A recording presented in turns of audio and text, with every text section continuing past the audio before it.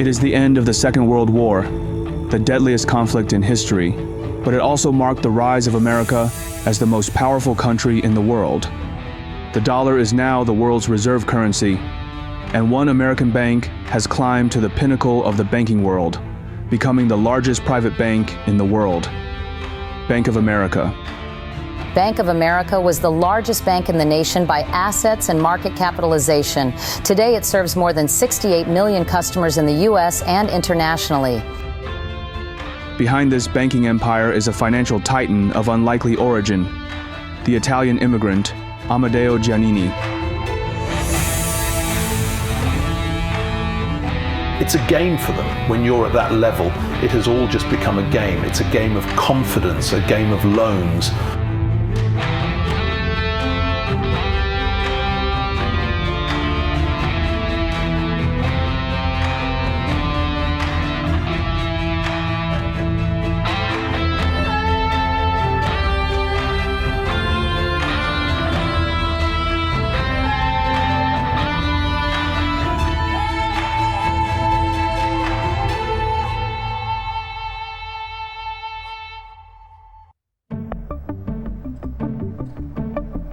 Giannini's childhood is anything but normal.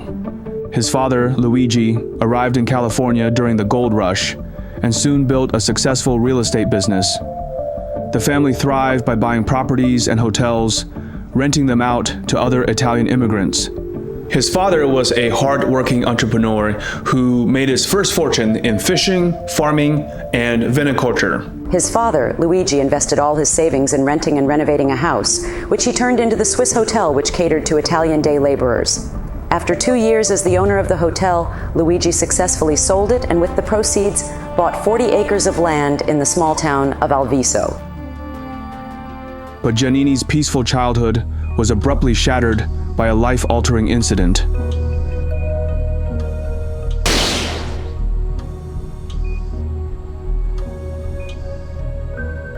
Giannini was 7 when his father was shot dead during a labor dispute.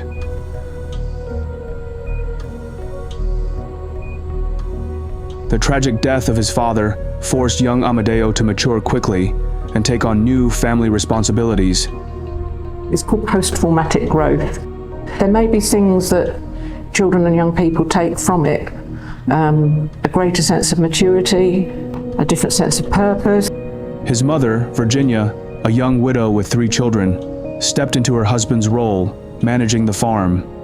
At this time, Giannini learned the value of hard work.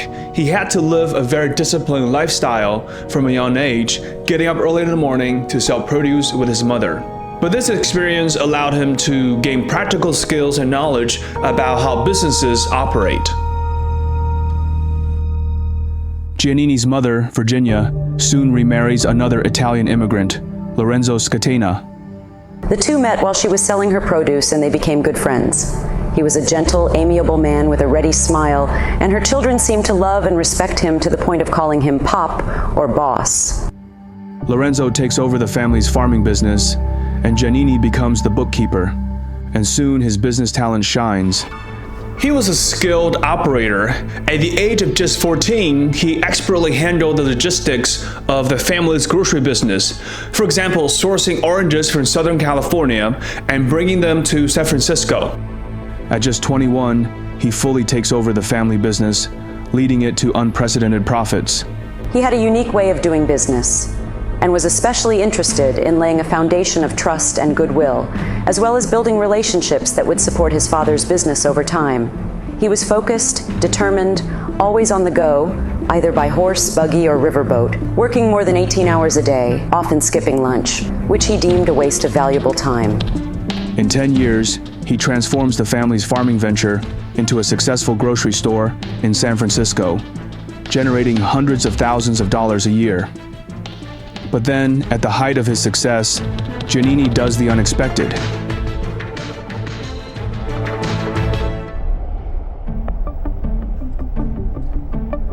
At 31, he retires from the grocery business, eager to find a new industry to conquer. The early 20th century brings industrial growth to the Bay Area, with shipyards, manufacturing plants, and other industries emerging. The influx of population and businesses into San Francisco and its suburbs led to rising property values. Giannini recognizes that real estate and banking are at the heart of this economic boom. To break into these industries, he needs capital and opportunity. At the time, his wife came from a wealthy family, and when his father-in-law passed away, he left his entire inheritance to Giannini instead of his own sons, demonstrating the immense respect he had for Giannini. The inheritance includes real estate holdings and stocks in a local bank. But Giannini quickly realizes that the bank is corrupt, much like the rest of the industry. To make a real difference, he needs to start his own bank. AP, being himself the son of hardworking Italian farmers, founded his own bank, mainly because he was outraged by how other banks in North Beach neglected the Italian citizens of San Francisco's Italian colony, which included his own family. The majority of his customers were immigrants who could hardly speak English. By giving out loans to the working class, the Bank of Italy becomes a huge hit. By 1905, less than 2 years after its launch, the bank amasses $1 million in capital. The future of the bank looks bright.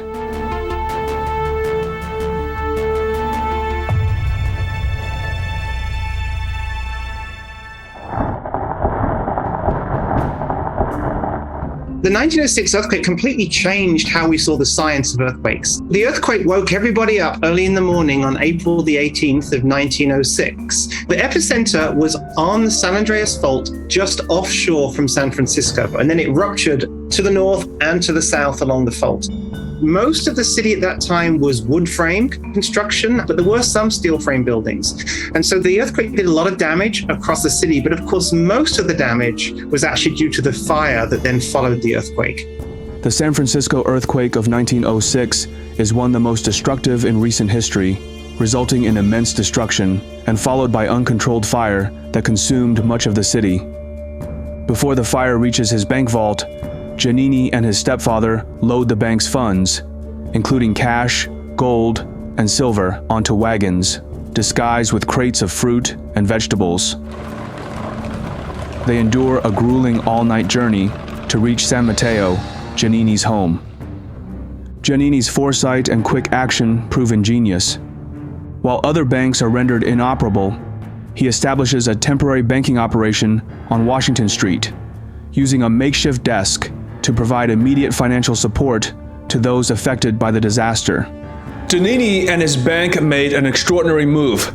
Most banks at the time were afraid to lend money, but Giannini offered unsecured loans to anyone based on only personal trust. Giannini has turned a disaster into an opportunity. After the earthquake, the Bank of Italy becomes the most trustworthy bank in the region, and people begin to pour their deposits into the bank.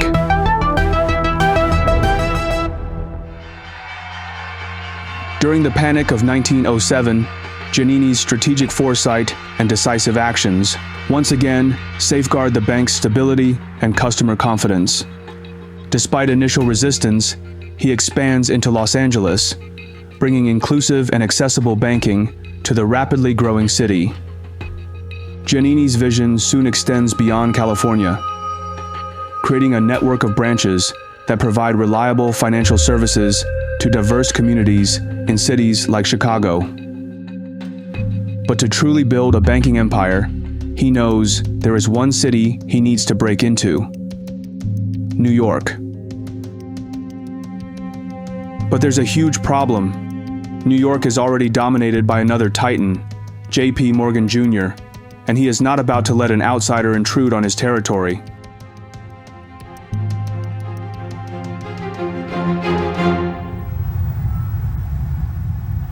After his success with the Bank of Italy, Giannini realizes that branch banking is the future.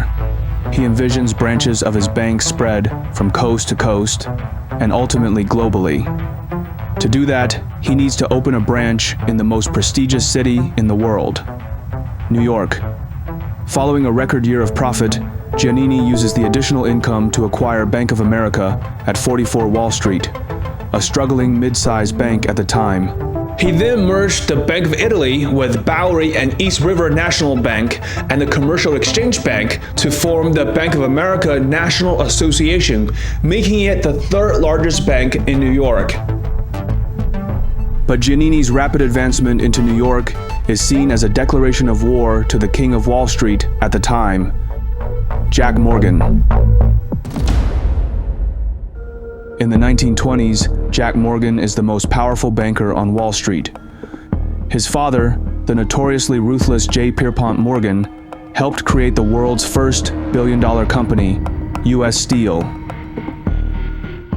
His father, Pierpont Morgan, was a legend, the founder of J.P. Morgan. Big personality, a big person, obviously knew everyone around the world.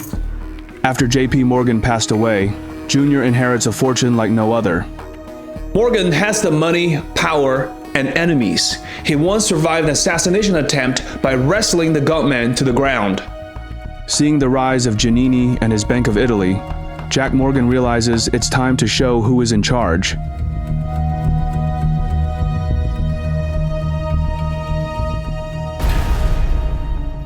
After Giannini establishes his presence in New York, J.P. Morgan launches a smear campaign with a single objective: to crush Giannini's bank stocks.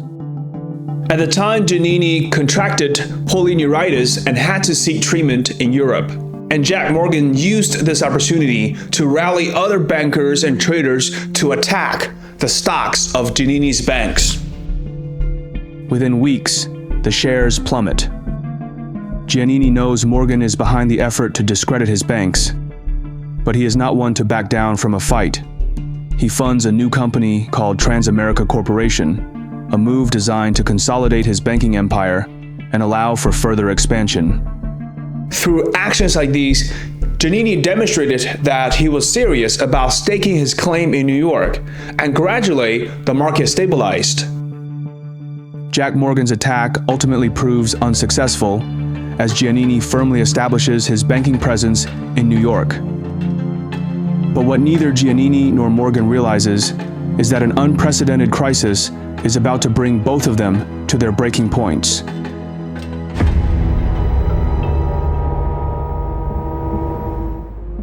Prosperity is just around the corner, say the hopeful headlines. But around the corners wind the lengthening bread lines, and a whole new class of citizens appears in American society: the new poor. Black Tuesday devastates the banking industry.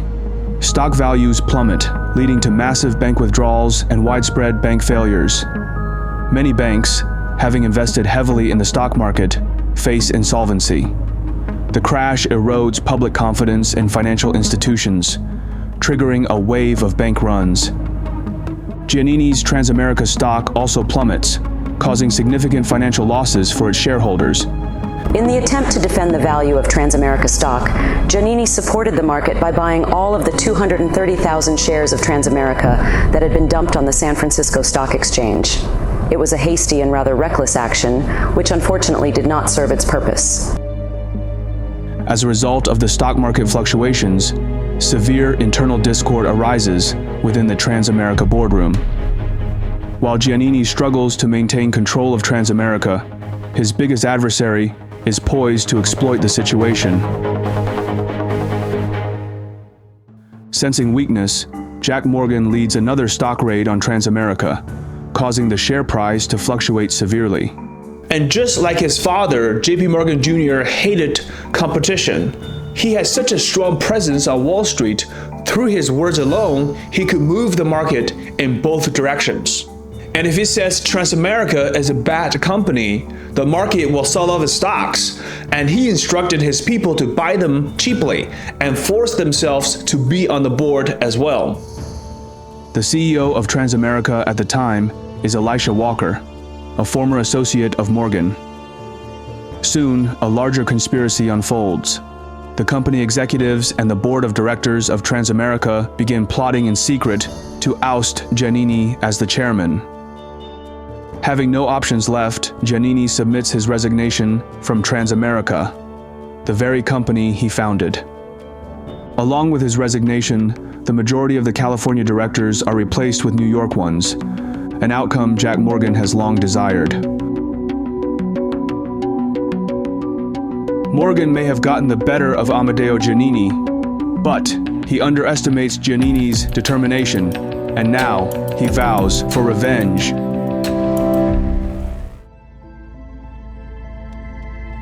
Transamerica is a banking holding company Giannini founded to take on the established banks in New York. But after a series of orchestrated attacks involving Jack Morgan, Giannini is forced to resign from the board in September 1931. It is a stunning setback for the banking titan. Sometimes in life and business, you can do everything right, and things will still go wrong. The key is to never stop doing what's right. Despite his resignation, Giannini remains a large shareholder of the company. He soon realizes he can turn his loss into victory. He immediately forms Associated Transamerica stockholders and begins rallying stockholders to turn against the current board and management team. At this time, Giannini, as a banker from the West Coast, had a much better reputation than the ruthless Wall Street type. He realized that the majority of the shareholders would side with him simply because of his character. With enough support, he begins a proxy fight during the shareholder meeting. If he wins, he will change the banking world, especially on the East Coast, forever. Sweeping changes were announced yesterday in the official staff of the Bank America Blair Corporation, the securities distributing company controlled by Transamerica Corporation. They include the withdrawal from the organization of 9 former officers. And it turns out the majority of the shareholders support Giannini. He is reinstated as chairman of Transamerica and its holding Bank of America. The old board, mostly Morgan loyalists, is fired. There are only a few moments in history as epic as this. Here's this guy, started from nothing in the West Coast, and came to New York and toppled the king of Wall Street. And he did that without being a ruthless robber baron. When Giannini arrived in Los Angeles at Union Station, he was welcomed as a hero. He was cheered by 1,000 employees and stockholders eager to thank him and shower him with praise. His return home to San Mateo was compared by the San Francisco Chronicle to the equally victorious one of Julius Caesar returning to Rome. A.P. Giannini managed to build Bank of America into a financial empire because of his honesty and willingness to work hard. Even as a young man, Amedeo enjoyed learning new things and developed a passion for numbers. A fantastic place to effectively learn to be better with numbers and data is brilliant.org. It is a platform where learning is active, featuring thousands of interactive lessons in math, data analysis, programming, and AI. One common trait among successful financiers I have covered is their proficiency with numbers, with the majority enjoying playing card games. Developing a strong intuition for statistics can provide a critical edge in finance. Brilliant's Introduction to Probability lays a solid foundation for mastering any number-related subjects, while their data visualization course helps you make sense of complex data. The best part, you will find them much easier and faster to master than any traditional methods. Their first principles approach helps you build understanding from the ground up. Each lesson is filled with hands-on problem solving that lets you interact with concepts. A method proven to be 6 times more effective than watching lecture videos. To try everything Brilliant has to offer for free for a full 30 days, visit brilliant.org/Phineas. Or click the link in the description. You'll also get a 20% off an annual premium subscription. In 1932, A.P. Giannini returns to his desk at 1 Powell Street, revitalizing the Bank of America amid financial turmoil. Giannini's Back to Good Times campaign restores public confidence, increasing deposits by $50 million. Despite regulatory challenges and powerful adversaries, Giannini's leadership ensures the bank's survival and growth. By the end of the 1930s, Bank of America becomes one of the most prosperous banks in America. But as the world plunges into war, Bank of America decides to set aside its rivalry and joins forces with fellow bankers, including Jack Morgan. Together, the banking industry provides all the financing needed to turn America into the most powerful war machine in history. By 1945, Bank of America becomes the largest commercial bank in the world. Giannini was truly the ideal banker. Remember, the banking industry is all about confidence, and Giannini's key to success was his ability to inspire confidence in people. Seeing his vision accomplished, Giannini finally retires and donates half of his fortune to education and research. In the spring of 1949, Amedeo Giannini dies in his sleep from heart failure. Amedeo Peter Giannini, an immigrant son who founded a financial empire including the world's largest bank, died at his home, Seven Oaks, in nearby San Mateo today. His age was 79. Giannini's influence permeates every corner of American society, especially in California. Giannini's funeral took place on June 6, 1949, at St. Mary's Cathedral in San Francisco. More than 2,500 people filled the cathedral. Thousands more lined the streets outside to witness the funeral procession. He was buried in a private burial service not far from his home, at the Holy Cross Cemetery in Colma. In keeping with AP's wishes, all Bank of America branches around the world remained open all day, serving people. And Giannini truly built a bank for the common people and has stood by that ideal until the very end. Despite creating the largest private bank in the world, with over $6 billion in assets and 517 branches at the time, Giannini lived modestly and did not accumulate significant personal wealth. At the time of his death, A.P. Giannini's personal estate was only valued at $489,278.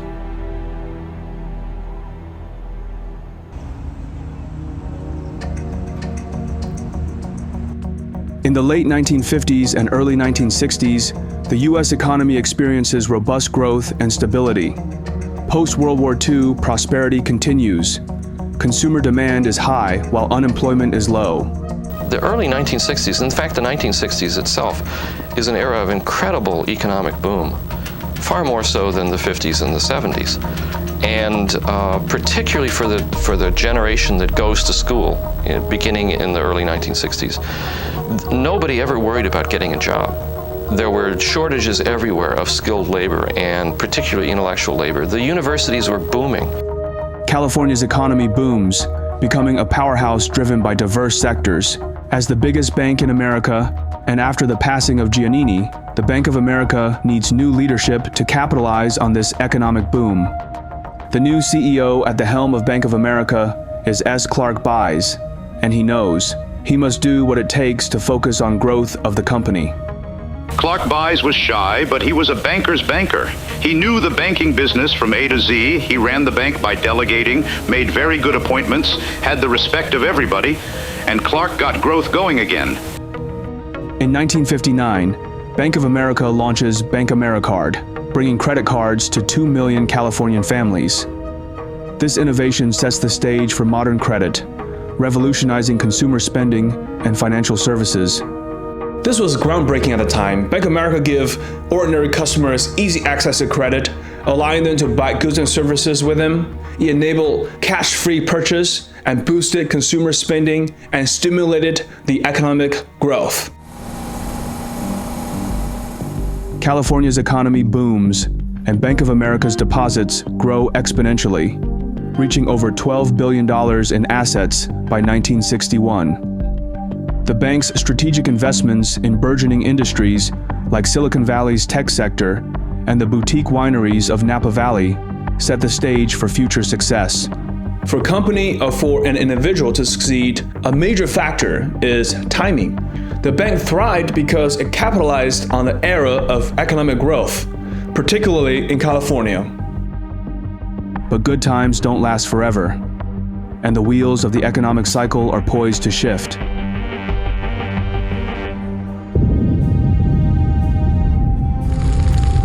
As the 1970s dawn, America is thrown into chaos.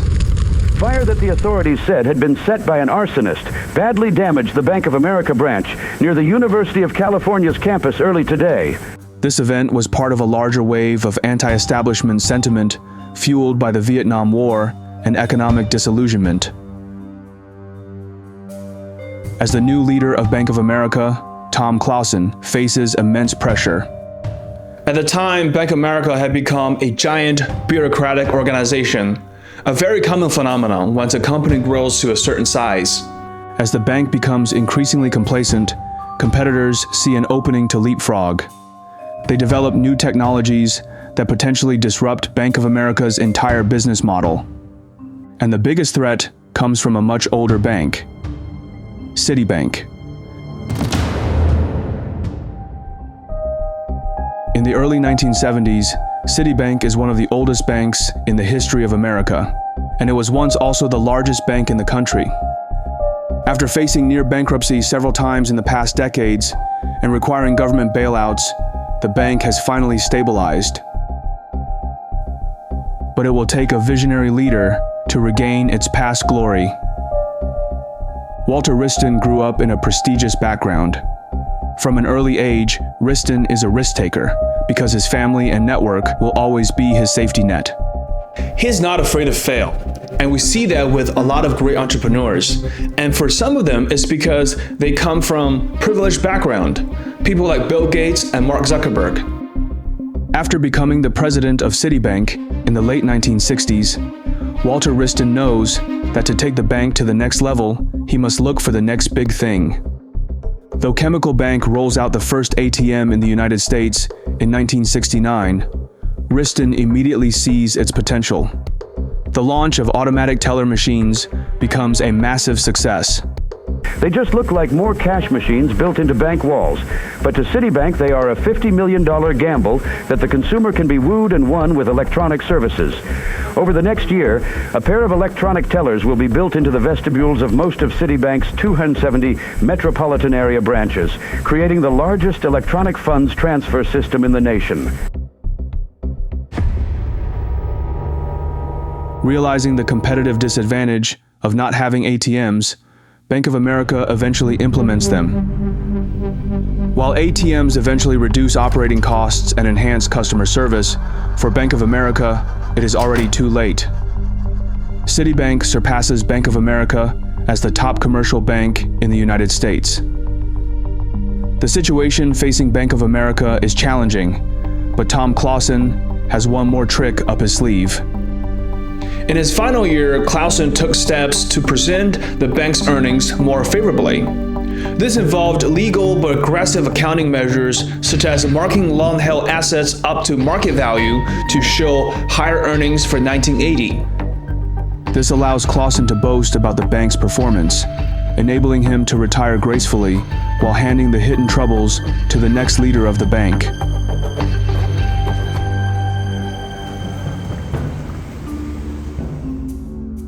After Clausen's retirement, Bank of America elects Sam Armacost as the new president. Armacost grew up in a prestigious family. His father was the president of University of Redlands in Southern California. After graduating from Stanford and with his family connections, his career accelerates, quickly propelling him to top positions at Bank of America. Armacost knows his predecessor has left him a mess. To foster growth, the bank must embrace change. And he knows, instead of building a new business, it is easier just to acquire a successful one. For B of A, acquisition of Schwab would be the most forward-looking move the bank had made since it pioneered computerized check handling in the 1950s. Inspired by Walter Wriston of Citibank, Armacost realizes the importance of technology. Sam Armacost transformed Bank of America by modernizing its technology infrastructure. Despite the challenges, Bank of America increases its operating profits by 7.5%, demonstrating resilience in a tough economic climate. But a crisis brews, poised to undo everything he has accomplished.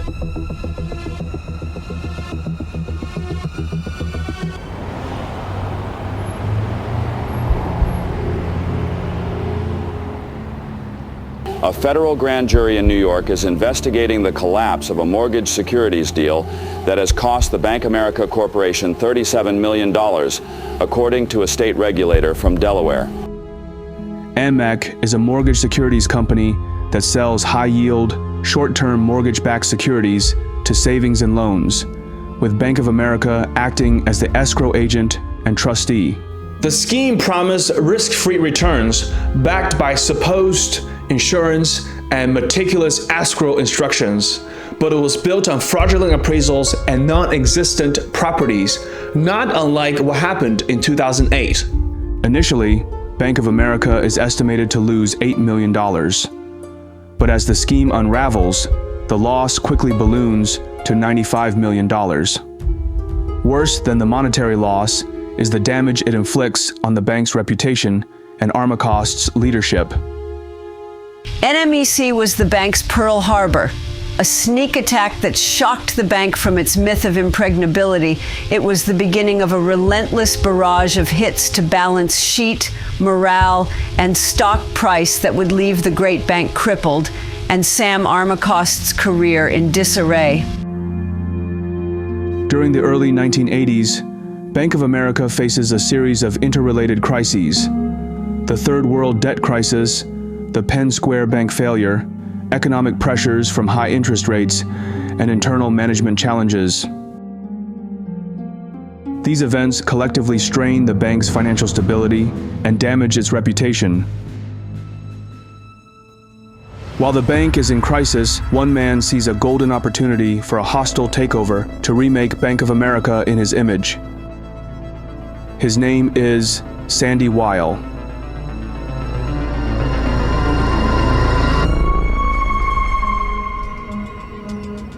Sandy Weill is a ruthless corporate takeover man. Growing up in a working-class family in Brooklyn, New York, Weill graduated from Cornell with a degree in government, but he forgoes a career in politics for one on Wall Street. He made his first major fortune by selling his brokerage firm to American Express for $930 million. His specialty was acquiring multiple companies and aggressively cutting costs and streamlining operations to create bigger and more profitable businesses. It didn't always work, but when it did, it made him incredibly wealthy as a result. But after a failed power struggle at American Express, Weill is forced to leave the company. Undeterred, Sandy Weill looks for an opportunity for a comeback. He soon realizes that Bank of America could be it.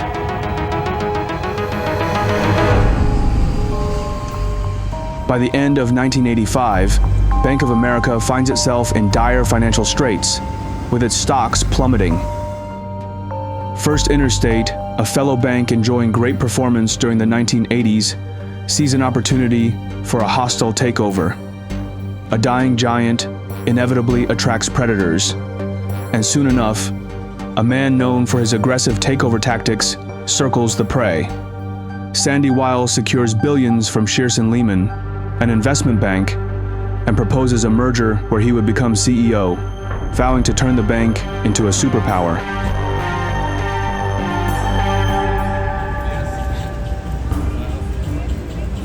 Bank of America leaked the information that Sandy Weill was attempting to take over the bank, and the bank's stock immediately jumped, indicating that the market believed that Sandy Weill and his lieutenant Jamie Dimon would be better leaders for the bank.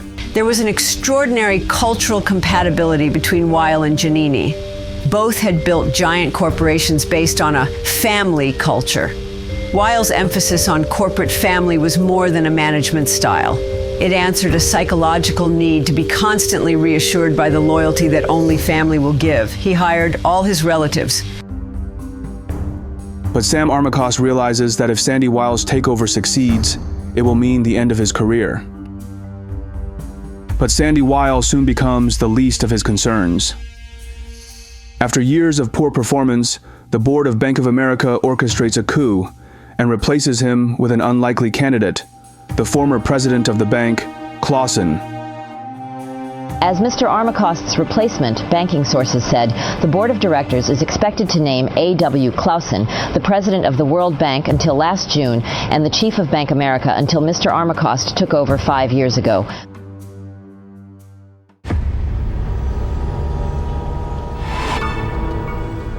Clausen knows that to keep the bank independent, he must fend off any takeover attempts from First Interstate and Sandy Weill. To do that, he only has one option left. He was considering what's called a poison pill as a defensive strategy to prevent or discourage hostile takeover attempts. To discourage any takeover attempts, Clausen utilized a poison pill strategy by issuing new shares to existing shareholders to dilute the ownership percentage of potential acquirers, making the takeover more expensive and less appealing. To make Bank of America less viable for takeovers, he sells many of its assets, including the famous Charles Schwab. The Bank of America Corporation said yesterday that it was not negotiating a merger with the First Interstate Bancorp or anyone else. The statement followed a report in the New York Times yesterday that First Interstate had approached the big bank with a friendly merger proposal.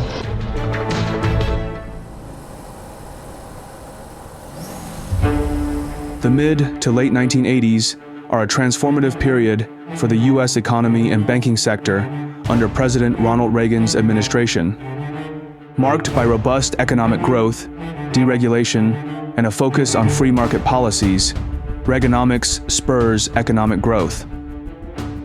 In the late 1980s, Bank of America achieves a dramatic turnaround under A.W. Clausen's leadership. By the end of 1988, the bank returns to sustained profitability with net earnings of $726 million, the third best in its history. The bank's stock price soars from $6 to over $19, making it the world's best-performing bank stock in 1988. Approaching the new decade of the 1990s, the banking industry begins to go through yet a major shift. But this time, Bank of America will be there to seize it.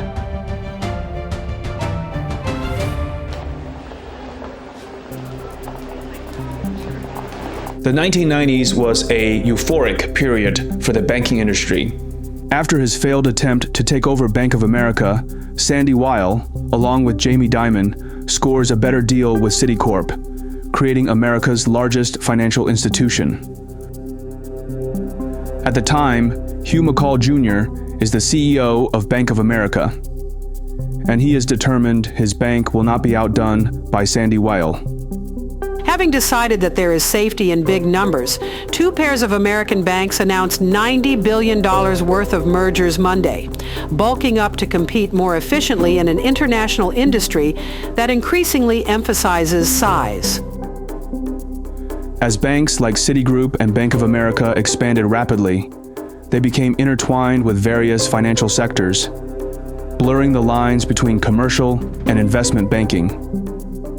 But their unscrupulous expansion will have unforeseen consequences.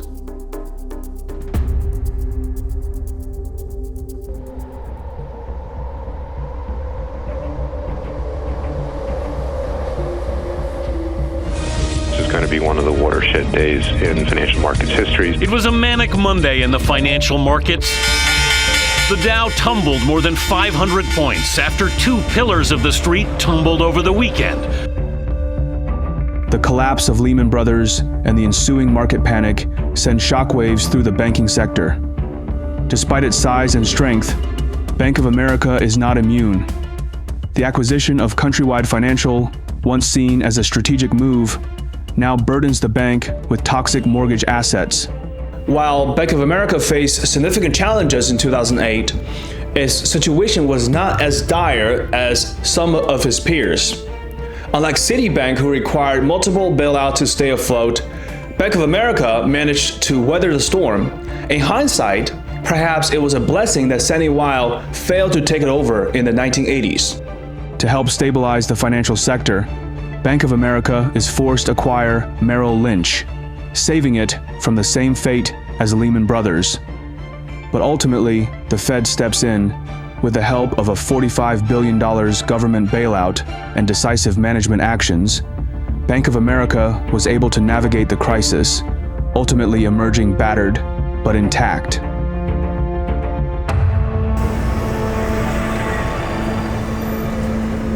But even that is not enough. Bank of America faces internal disputes and power struggles, leading to the resignation of its CEO, Ken Lewis, by 2011. First, he lost a chairmanship. Now he's getting ready to leave the top spot. Bank of America's CEO Ken Lewis steps down in December. The new CEO is Brian Moynihan. He grew up in a large Roman Catholic family in Marietta, Ohio, the sixth of 8 children in a middle-class household. Just like the founder, Giannini, Moynihan was known for his humility and a very down-to-earth style. He knows that in the end, the banking business is all about confidence. To truly boost the bank's finances and image, Moynihan needs someone who can inspire confidence in investors like no one else. Warren Buffett. Investor Warren Buffett is giving a big vote of confidence to this country's largest bank, Bank of America. Buffett is investing $5 billion in B of A in exchange for a 6% dividend and stock. Bank of America ran into trouble over mortgage investments. The move has already paid off for Buffett. Buffett made $350 million on paper yesterday when stock prices soared. After Warren Buffett's vote of confidence, and under the leadership of Moynihan, Bank of America embarked on a remarkable journey of recovery and transformation. The bank focuses on stabilizing its balance sheet, reducing its exposure to risky assets, and streamlining operations.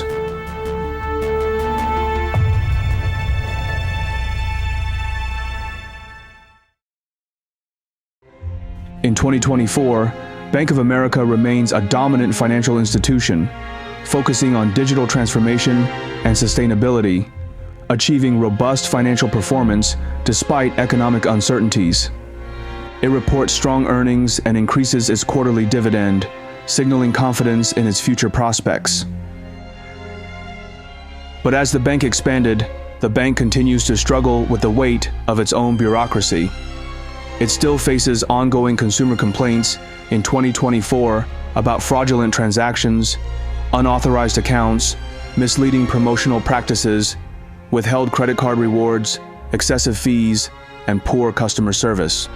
Issues include slow response times, delays in account handling, and regulatory non-compliance, resulting in multiple fines and penalties.